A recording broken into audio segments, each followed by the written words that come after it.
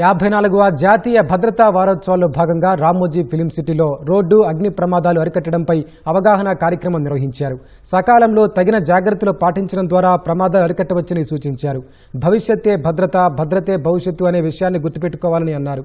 కొత్త పరిశ్రమలను లాభాల కోసమే కాకుండా భద్రతకి ఎక్కువ ప్రాధాన్యం ఇవ్వాలని చెప్పారు.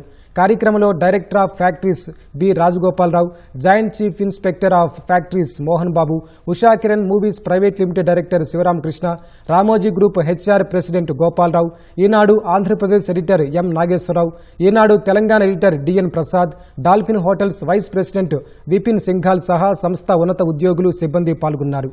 వాహనాలు నడిపేటప్పుడు హెల్మెట్ ధరించడం, సీటు బెల్ట్ పెట్టుకోవడం మరవద్దని రాజగోపాలరావు సూచించారు. జాతీయ భద్రతా దినోత్సవాలు ఏటా నిర్వహించడం ద్వారా ప్రమాదాలను చాలా వరకు అరికట్టవచ్చని అధికారులు తెలిపారు. మనం ప్రమాదాలను నివారించవచ్చు. ఏ ప్రదేశంలోనైనా సరే, ఏ పని ప్రదేశంలోనైనా, ఏ వృత్తిలోనైనా సరే. అది మనం నిరంతరం మనం ఎరుక కలిగి ఉండాలి, అప్రమత్తంగా ఉండాలి, ప్రమాదాలను నివారించాలి ప్రతి ఒక్కరూ. ఇది సమిష్టి బాధ్యత. ఏదో కొద్దిమంది వాళ్ళ సేఫ్టీ డిపార్ట్మెంట్ వాళ్ళు పాటిస్తే సరిపోతుందిలే, లేదా కొంతమంది పాటిస్తే సరిపోతుందిలే అని కాదు.